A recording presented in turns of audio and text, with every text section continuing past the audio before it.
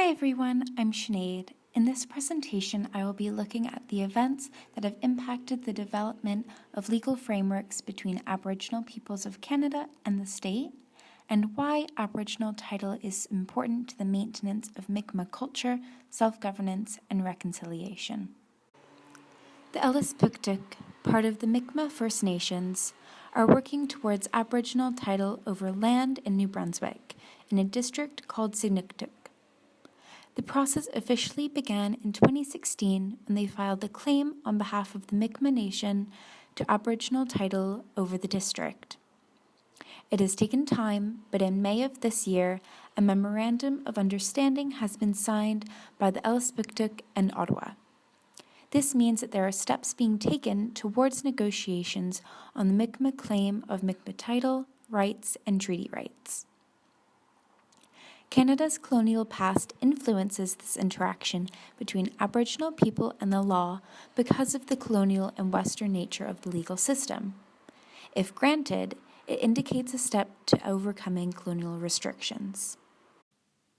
The land is very important in this issue. To gain Aboriginal title, the Elsipogtog must demonstrate occupation of the land in question prior to sovereignty, a continuity between present and pre-sovereignty occupation, if present occupation is relied on as proof of occupation pre-sovereignty, and exclusive occupation. Sikniktuk is the district in the southeastern part of New Brunswick, approximately 1/3 of the province. It has been inhabited for thousands of years. New Brunswick has officially been a part of Canada for just over 150 years. At the time of first contact, the province of New Brunswick had been inhabited by the Mi'kmaq and several other nations. The land is integral to the Mi'kmaq legal culture and has been for thousands of years. It makes it necessary to the maintenance of their culture and governance. According to the traditional accounts of the Mi'kmaq people, their law is built on connections between ecologies and people, relying on the concept which guides community action when people interact with the world around them. A barrier to establishing the Elsipogtog relationship with the land is that prior to European contact, the concept of individual property ownership did not exist.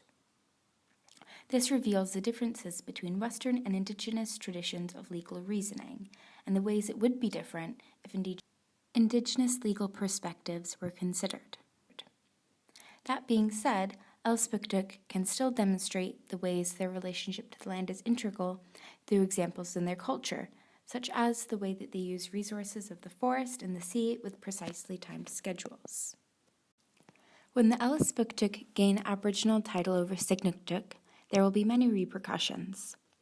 Legal implications would include rights over resource development, property rights, radical title, and self-governance. Aboriginal title is granting the right to choose and control how these lands will be used, not only for economic benefit, but so they can express their culture through traditional practices. This will result in a cultural revival, as the land is integral to Mi'kmaq culture. The legal implications, steps towards sovereignty, and cultural revival will all contribute to the overall reconciliation process by upholding calls to action 45, 46, 47, 49, and 92.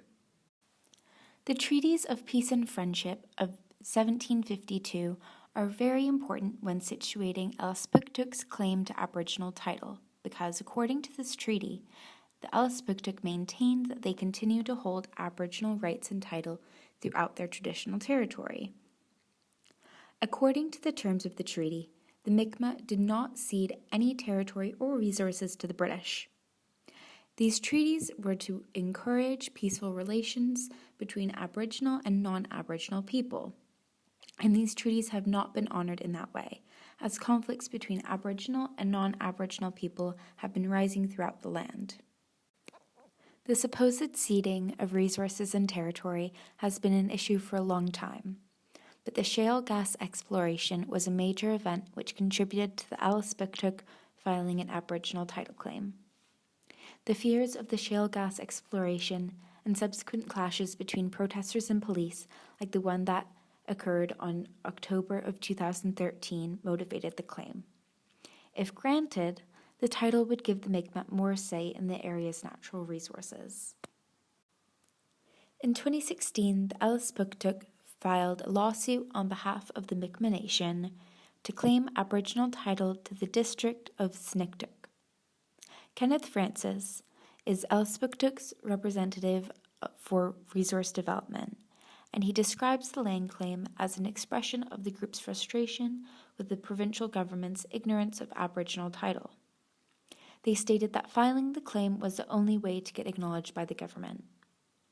Under the recently signed memorandum, they will explore the possibility of entering into negotiations for the recognition and implementation of Mi'kmaq rights, as well as the protection and management of the environment and natural resources in the area. The Elsipogtog need to prove Aboriginal title, and they can use the Royal Proclamation of 1763 as evidence. It is central to proving Aboriginal title because the Elsipogtog are trying to enforce that settlers had to receive consent from the Mi'kmaq occupants. The Royal Proclamation asserts treaty-making processes, which are important in the case. Although the Royal Proclamation is problematic, to many it serves as a document which outlines treaties and the relationship between Aboriginal people and the Crown. Aboriginal title was officially recognized in Canada in the 1973 Calder case, but how to gain Aboriginal title was only defined and confirmed in 1997 in the Delgamuukw case. The first declaration of Aboriginal title was in 2014 in the Chilcotin case. This case was the first time in Canadian history that a court declared Aboriginal title to lands outside of the reserve. This case sets precedent and serves as an outline of how to successfully gain Aboriginal title over a substantial piece of land. Each of these cases are important developments which got us to where we are today in the relationship between the Canadian legal system and Aboriginal peoples. In conclusion, the Elsipogtog filed the title claim as an expression of frustration with the Canadian legal system, but it will help them gain self-governance on their traditional territory in the long term.